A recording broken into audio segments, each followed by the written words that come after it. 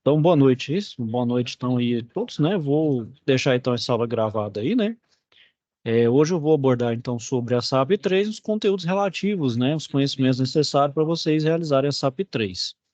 Que aí, só antes de prosseguir, vou colocar aqui um vídeo motivacional aí da indústria. Aí, logo em seguida, a gente inicia a aula aí, tá bom?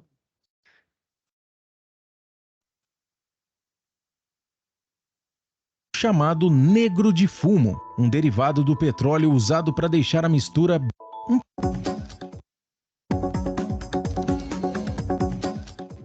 Pneu. Um pneu moderno leva um tipo especial de borracha, que normalmente é uma mistura de borracha natural, borracha sintética e o chamado negro de fumo, um derivado do petróleo usado para deixar a mistura bem resistente. Atualmente, o processo de fabricação de um pneu possui muita tecnologia e diversos ingredientes, diferente do que muitos pensam. Mas como os pneus são feitos na prática? No primeiro momento, pigmentos químicos e até 30 tipos diferentes de borracha são misturados em equipamentos maquinários imensos, que funcionam a temperaturas e pressão extremamente altas. Com o tempo, as substâncias são misturadas até que se forme uma massa preta e pegajosa, que será laminada diversas vezes. Após isso, a borracha é esfriada e depois transformada em placas, onde seguirão para o processo de corte. As máquinas de corte deixam a borracha em tiras, que serão usadas nos flancos e nos pisos dos pneus. A próxima parte do processo de fabricação de um pneu consiste em encaixar o talão, que possui formato de aro no pneu, responsável por fixá-lo na jante do veículo. Nessa hora, são adicionadas 2 camadas de tecido, as telas e mais um par de tiras de revestimento, que impedem o desgaste do pneu que ocorre devido à fricção. Em seguida, são colocadas as cintas de aço que resistem aos furos e mantêm o pneu bem firme na estrada, afinal, segurança é muito importante. As cintas de aço são as últimas partes adicionadas. Depois, os cilindros automáticos da fábrica comprimem todas as partes do pneu de forma compacta. Chegou a hora de vulcanizar o pneu, e é a prensa de vulcanização que dá a ele o seu formato final, através de moldes quentes. Também, nessa parte da fabricação, são adicionadas as marcas do fabricante do pneu e as marcas exigidas por lei que serão aplicadas. As temperaturas dessa etapa alcançam mais de 300 graus durante 12 a 25 minutos e só pode ser feita por máquinas. Depois de estar pronto, qualquer problema encontrado é motivo para descartar o pneu. Por isso, numa última fase, ele é inspecionado manualmente por pessoas profissionais e por máquinas especializadas.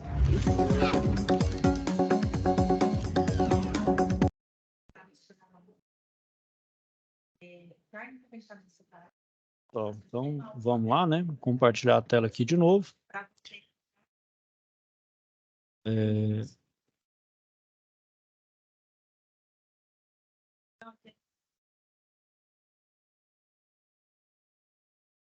Então, vamos lá, né, pessoal? Então, essa é o nome da estação de aprendizagem, chama Máquina Parou, a Pressão Aumentou, né?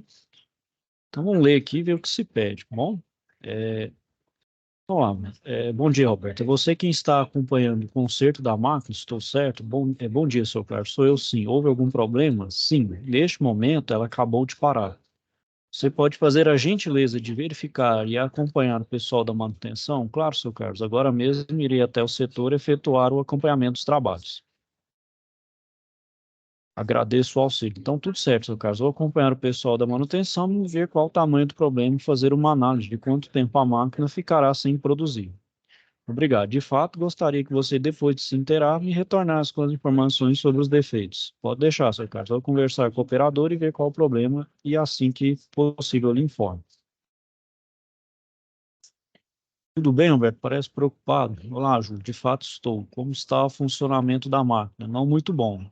Queres dar uma olhada no processamento? Sim, já sei. O redutor de velocidade não está transmitindo o movimento adequado. Vou avisar o seu Carlos que vamos substituir e dar continuidade na produção. Né?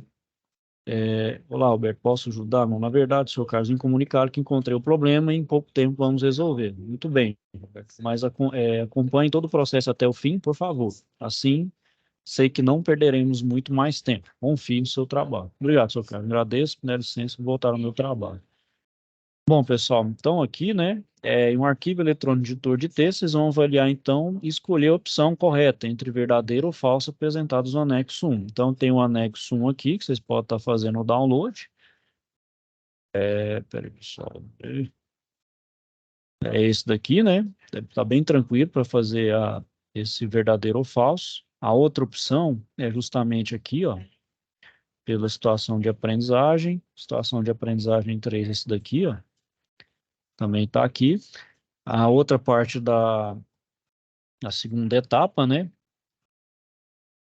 A segunda etapa, então, vocês vão identificar e escolher a alternativa correta no anexo 2 que relate a causa da falha apresentada pelo equipamento conforme situação de aprendizagem, né? Conforme ali no enunciado, né? Então, qual a possível causa da falha na transmissão de movimento, né? Então, aqui tem uma que é a mais verdadeira, né? A mais plausível aí. Vocês vão escolher qual é a delas aí, tá bom? Se houver, obviamente, mais de uma bem plausível também vocês podem colocar, certo? Mas ela só tem uma aí, correto? E um arquivo eletrônico de editor de textos vão definir a ordem correta das etapas a serem seguidas para efetuar a troca do componente danificado, conforme animações ali da montagem e desmontagem, certo? Que é essa daqui, ó. Deixa eu ver se essa... se eu não me engano, pessoal, essa etapa 3 acho que foi feita aqui. Deixa eu ver se é essa. É justamente essa daqui, ó. Então, vocês podem ignorar essa etapa 3 da SAP 3. Acho que ela já foi feita aqui na 2, certo? Então, pode ignorar. É só a etapa 1 e 2, certo? Alguma dúvida aí do que tem que ser feito aí, Simão? Tudo certo? Não, não, até aí tá Então, tudo certo. Inclusive, tranquilo? eu já fiz ela de tarde, eu mandei, e aí.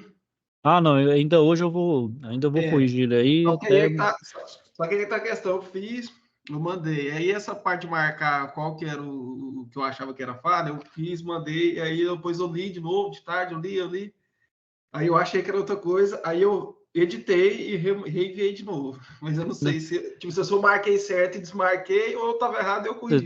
Não, não, mas eu corrijo e te passo feedback, se está certo ou não.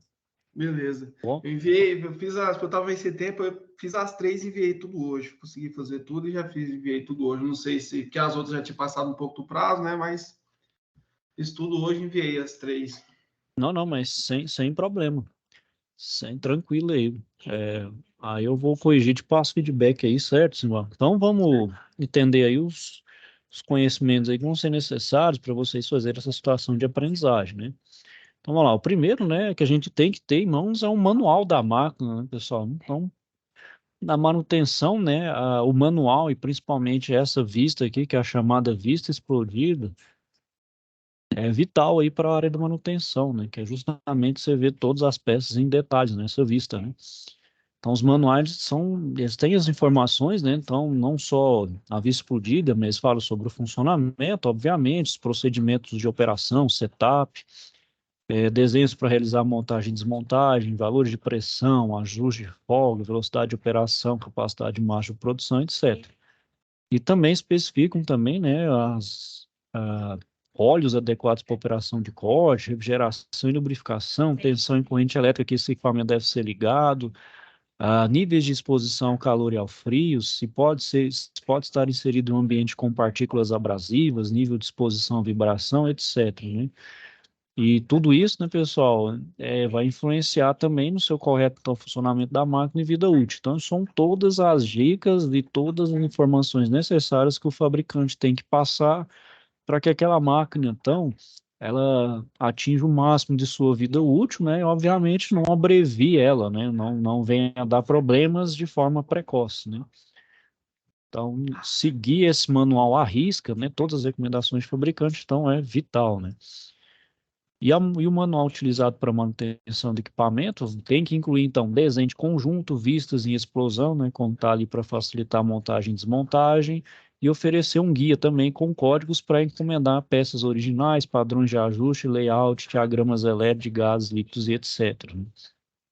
Principalmente esse de código aí, né, pessoal, em caso de pedir uma peça sobressalente também, né? E Como eu falei, né, tem aí essa vista explodida, no caso de uma bomba hidráulica de lóbulos, que vai auxiliar, então, na montagem e desmontagem do equipamento, bem como também na aquisição de peças, pois através do código desenho, né, é possível, então, identificar componentes e efetuar a compra dessas peças de reposição.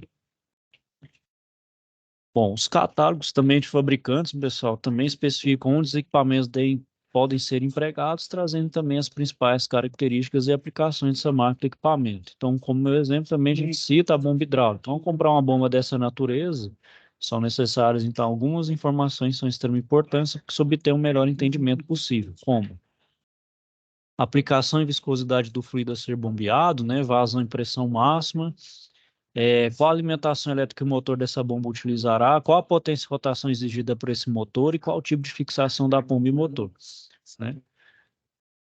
E aqui, pessoal, temos exercícios aí de passagem aí para vocês fixarem esse conhecimento aí, né?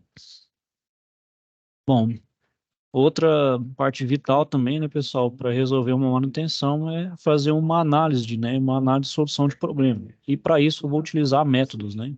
Então tem um método que chama método de análise de solução de problemas, né?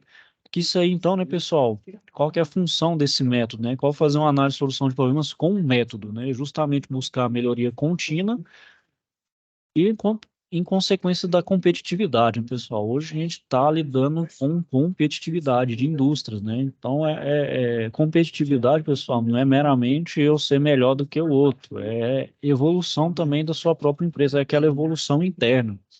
Então, é você sempre estar se superando, né? Sua indústria sempre está ficando melhor, atingindo novos patamares, né? Então, isso faz com que as empresas, então, de diferentes ramos ajam incessantemente na eliminação de quaisquer desperdícios para sobreviver, né? Então esse o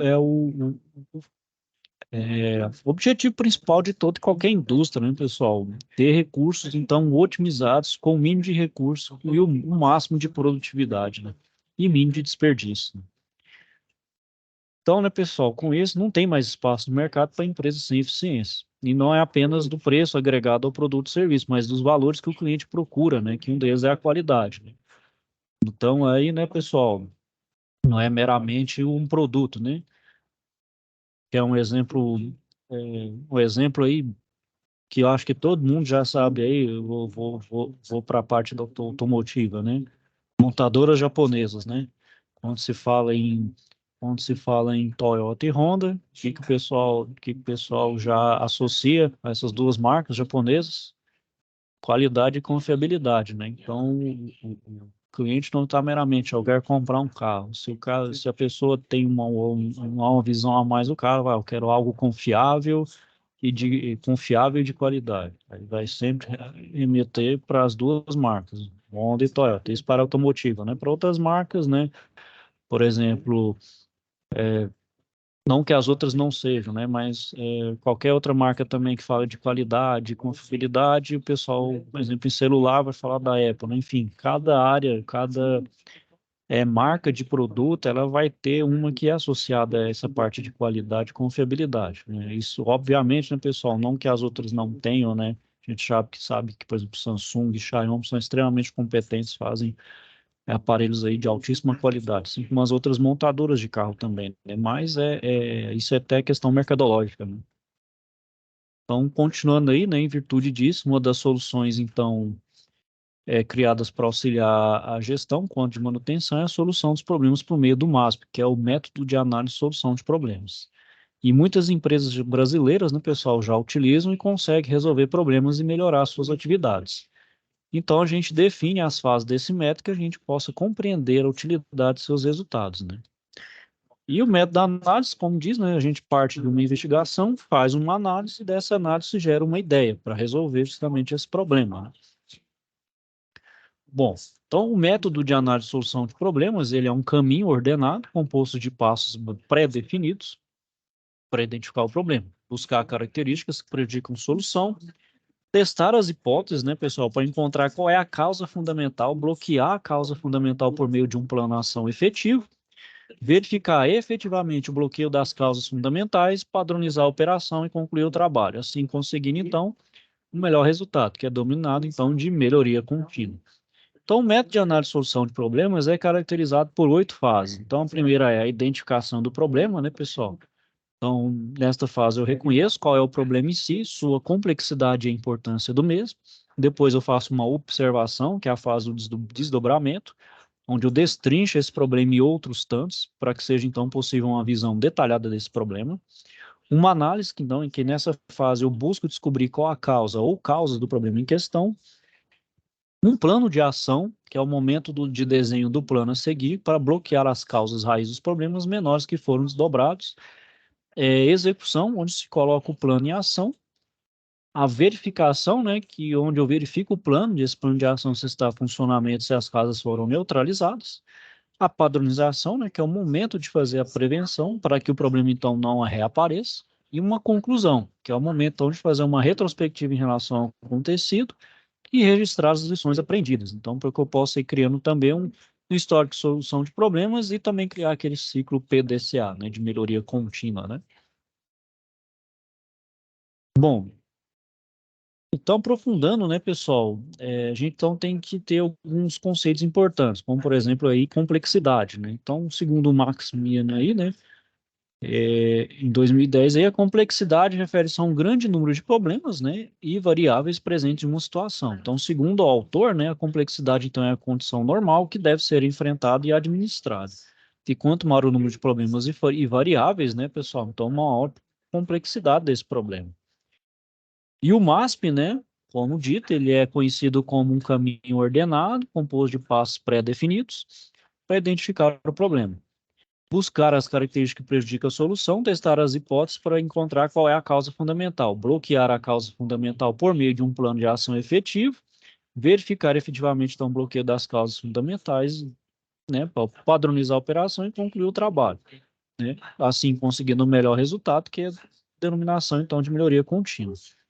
Então, a complexidade desse problema só vai, então, determinar qual método e ferramentas que eu vou utilizar para análise e solução. Então, a gente tem que ter em mente que situações devem ser facilitadas. Então, por esse motivo, existirão, então, problemas simples que, se analisados com ferramentas complexas, não tornará o processo produtivo. Então, muitos problemas podem ser solucionados, né, com um simples método, que é o ver e agir. Se existe uma engrenagem que se desgaste, com frequência por falta de lubrificação, basta incluir aquele ponto no roteiro de lubrificação. Então, é importante lembrar que os métodos de análise e solução de problemas seguem a mesma ideologia, que é a busca da redução de custos, né, pessoal? Evitando, então, reduzir custos, eu elimino o retrabalho e maximizo o resultado, melhoro a produtividade, né? Bom, o PDCA, né, pessoal, é justamente o máximo, então, ele vai utilizar apoio de ferramentas para encontrar a melhor solução. Mesmo. Aí tem um exemplo aí, o PDCA. Então, no caso da manutenção, onde a padronização do processo ele é indispensável para atingir eficácia, né? Então, as ideias de melhoria para a solução dos problemas também devem ser padronizadas. Então, a gente usa o método PDCA, que vai estar dividido em etapas e vai utilizar várias das ferramentas da qualidade, que é utilizadas aí no método de análise e solução de problemas para acompanhar e padronizar essa melhoria. Então, a primeira sigla é o P de Plan, que é de planejar, né? Então, tem ordens aí. Então, a primeira ordem do planejamento é identificar o problema ou a melhoria. Então, eu posso fazer isso com uma folha de verificação, com um brainstorm, né? Que chama tempestade de ideias, né? Muitas ideias relacionadas ali com um problema inicial, fazer um fluxograma e um diagrama de Pareto, né? Bom, a segunda ordem aí, né? A segunda aí seria, então, da etapa do PDCA do planejamento, são as observações, que eu posso fazer também com a folha de verificação, um fluxograma ou 5W2H, né? O outro seria aí a análise, né, dentro do planejamento, onde eu também posso fazer com uma folha de verificação, com um brainstorm, com um diagrama de Pareto e de Ishikawa, um histograma, um diagrama de dispersão e cartas de controle, né, pessoal? Então, tudo isso são ferramentas, pessoal, que se utiliza também tanto no projeto quanto na manutenção, utiliza-se em tudo, né? Principalmente na área da manutenção. Você vai ver muito diagrama de Pareto, diagrama de Ishikawa, espinha de peixe também, né? Histograma, né? Diagrama de dispersão, né? Que são os pontos plotados no gráfico, por exemplo, ao longo do tempo. Tudo isso é são bons documentos, né? São boas ferramentas de análise mesmo, né? sobre o meu problema. E por fim, né, dentro do planejamento, é elaborar o plano de ação. Né? Isso eu posso fazer, então, com o 5W2H, com a folha de verificação e o brainstorm. E na ação, eu faço justamente a execução do plano de ação, com as mesmas ferramentas. Depois da ação, né, que é o do, a gente vai com a letra C, que é o check, que faz a verificação, e se foi efetivo esse plano de ação, né? Isso eu posso fazer, então, através de um histograma, com folha de verificação e cartas de controle. E o action, né, que é a última parte do PDCA, que é a ação, eu faço, então, a padronização e a conclusão, né? Então, aqui, né, pessoal, eu faço a padronização e concluo. Aí eu reinicio o ciclo, né? É só não confundir, pessoal. A gente confunde muito do com action, né? O do realmente é o fazer, é o pegar a mão na massa. A ação é o que foi feito depois de checagem, aquela ação de padronização, de conclusão, né? Apesar de ser bem parecido aí do inglês e português aí, não, do com action, mas são etapas distintas aí do PDCA. Bom, então vamos lá. Falando então das ferramentas aí, uma por uma aí, né? Então a gente tem a folha de verificação, que ela vai ser uma planilha ou formulário utilizado para coletar dados a serem analisados ou utilizados no processo de melhoria. Então são exemplos de folha de verificação também os checklists, que são listas de informações pré-estabelecidas, então a fim de conferir algum procedimento que pode não estar adequado, ou seja, pode ser utilizado como um meio para inspeção do processo por meio de perguntas prontas. Então, por exemplo, aqui, né, tem uma folha de verificação para levantamento das causas dos defeitos de uma máquina. Então, eu sigo com um cabeçalho, né, então, onde tem a empresa, a data, setor e seção, qual a peça, geralmente com uma tagueada, e operação. Qual o setor aí da operação da fábrica. Temos defeitos, né? Então, os defeitos podem ser impossível desajuste da máquina, inexperiência do operador, ritmo de produção, buscar alguns testes padrões, no dia da semana e o número de ocorrências. E aqui uma espécie de prontuário, né? Então, por exemplo, a máquina A está sob a responsabilidade do operador X e Y, e o que cada operador relata nos dias que seguem na semana aí, né? E os operadores vão verificar aqui qual tipo de defeito, desvio e erro, né? Então tem que ser muito bem preenchido para poder fazer então uma boa análise do problema que pode vir até essa máquina, né? Então a gente tem que salientar, né, pessoal, devemos dar ênfase ao método e não à ferramenta. Então a escolha da ferramenta de qualidade, da ferramenta de qualidade mais adequada vai seguir as premissas do método para que o processo seja eficaz, né? Então não é a ferramenta em si que vai determinar a qualidade, mas o método, né? A forma, então, como eu faço. Outra ferramenta que a gente tem, né, pessoal, é o fluxograma, né? Então, é uma forma de diagrama que representa, então, todos os passos dos dados de um processo produtivo, de manutenção ou serviço, de maneira esquemática. Então, elas vão indicar as tarefas em ordem de execução, né? Então, eu tenho um início e um fim. Eles vão ser ilustrados aqui, então, por formas geométricas, tais como os quadrados e retângulos, círculos, losangos, etc. E cada um, obviamente, vai ter uma função específica, né?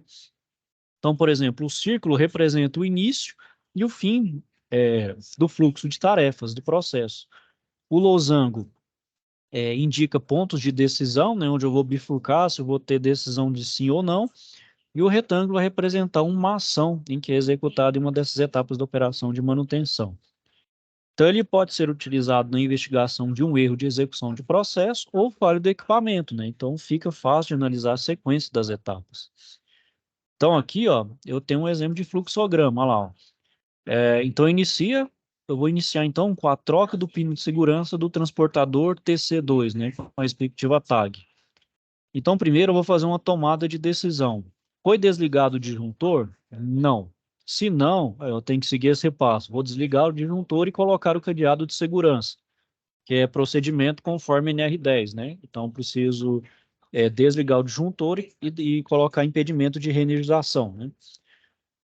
Ou caso contrário, né? Eu desliguei o disjuntor, sim, então já vou prosseguir direto aqui. Então vou gerar o acoplamento até os furos das flanges coincidirem e depois vou introduzir o novo pino de segurança e religar o transportador, né? Então faço meio que o processo inverso e finalizo a minha atividade, né? Então o fluxograma ele tem que ser bem detalhado para fazer um passo a passo da forma bem correta e, obviamente, né, sempre seguindo as normas, as normas técnicas e padrões, né, também as padrões de segurança, né, tanto dentro da empresa, obviamente, quanto já as estabelecidas, né, por norma regulamentadora, obviamente. Bom, a outra ferramenta aí, né, pessoal, é o chamado diagrama de Chikawa ou espinha de peixe. Então, ela é uma estrutura em forma de espinha de peixe. Então, ela vai apresentar as informações relativas às causas de um determinado problema ou efeito. E o objetivo desse diagrama, pessoal, é chegar à causa raiz de um determinado problema. Então, analisando a relação de causa e efeito, né? Então, ou seja, eu não vou ver o defeito de forma superficial. Eu vou tentar meio que fazer uma espécie de engenharia reversa mesmo, vou indo de trás para frente, até até eu chegar, então, na causa raiz daquele meu defeito, né? Então, primeiramente, eu seleciono o problema, depois eu posso utilizar, então, o brainstorm com um colega de trabalho para identificar a causa, né? Então, com isso, é importante lembrar que as possíveis causas são listadas separadamente através de categorias, que é os métodos, máquinas e equipamentos, materiais ou recursos, pessoal, mão de obra, ambiente ou setor, etc. Então, é importante, então, né, pessoal, lembrar do cabeçalho para sinalizar o local que você está analisando, né? Então, cabeçalho sempre importante, né? Que, obviamente, se eu tratar de uma indústria maior, mais complexa, né, onde tem cada um maquinário, eu preciso ter uma específica, né? Então, aqui eu tenho o nome, diagrama de Chikawa, empresa, o setor, né? Qual o setor da indústria e qual a minha marca, geralmente está guiada, responsável pelo setor e o técnico responsável pela análise, e com a data, né? Então, geralmente, o que que a gente tem aí, né? Então, a gente tem as causas, né? Então, as causas aí, a causa principal é a descrição do efeito, então, é desgaste e enrolamento. Então, quais são as possíveis causas? Pode ser, então, a máquina, pode ser devido à mão de obra, a máquina pode ser por defeito de falha mesmo, mecânica ou falha de lubrificação, ou o método, ou o problema nas medições, ou o material, né? Então, esse efeito aqui pode ser ocasionado por várias causas. Então, a partir dessas causas, eu vou achar aquela causa raiz, aquela principal que originou o defeito, por exemplo, desse desgaste, esse rolamento, né? Então, fica mais fácil, por exemplo, de eu determinar uma causa raiz e atacar o efeito, o defeito de fato, né? Então, eu não fico apenas naquela análise superficial do meu defeito, né? Consigo achar a causa raiz dele. Bom, o brainstorming, né, pessoal, ou chamado também tempestade de ideias, ou geradora de ideias, é capaz de promover, então, a participação de pessoas de vários setores para a resolução de problemas de maneira eficaz, né? Então, por meio de uma seleção de ideias que poderão ser descritas em uma listagem. Bom, então os dois princípios que norteiam esta ferramenta são a ausência ou o atraso no julgamento e a criatividade em quantidade e qualidade. Então, para tanto, o pessoal envolvido deverá estar treinado e dedicado com esta ferramenta, pois é necessário que exista, então, um mediador para coletar as ideias, ponderá-las e selecioná-las, de maneira que ninguém se sinta menosprezado, né, por alguma ideia que compartilhou com o grupo, né? Então, é chamado brainstorm mesmo, pessoal. É dar uma ideia, mesmo que a ideia a princípio pode ser meio absurda, mas depois se usa um filtro para colocar, então, assim, uma ordem de uma ideia que é mais relevante para uma menos relevante, né?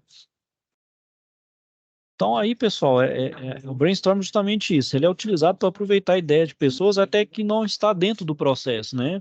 Por vezes a gente pode estar com aquele olhar, vamos dizer assim, viciado, né? Viciado, eu digo assim, a gente só está dentro do foco naquela máquina, naquele processo, que a gente não consegue ter aquela visão fora da caixinha, né? Então, por mais que a gente tente quebrar a cabeça, a gente não chega a algum lugar. E geralmente uma pessoa que até está fora do processo ali, pode ser até de uma área distinta, totalmente distinta, ela dá uma ideia que pode ser um start aí para uma possível resolução desse problema, né? Então isso facilita muito, né? Então aqui, né, pessoal, tem aí os exercícios de passagem aí, né? Também para vocês fixarem. Bom, por enquanto é só, pessoal. Então, tem alguma dúvida aí, algum questionamento? Dessas rápidas demais, tá tudo ok? Não, por enquanto tá tranquilo. Até o Tranquilo? momento eu tenho conseguido. Tá tranquilo? Não, então, É, Até o momento, né? Não, qualquer coisa, assim, pode mandar mensagem, os seus demais colegas, sabe aí, estamos aí para ajudar vocês aí, se for preciso. Pode contar comigo aí, eu tô aí na área, né? Como diz aí. Pode me procurar aí, que eu sempre respondo vocês aí prontamente. Não, tranquilo. Certinho? Então, vou Certinho. finalizando aqui por hoje. Vou desejar a você aí uma boa noite, então, aí, Silvão. Fique com Deus e até a próxima. Valeu, professor. Obrigado. Até a Falou, próxima. até a próxima.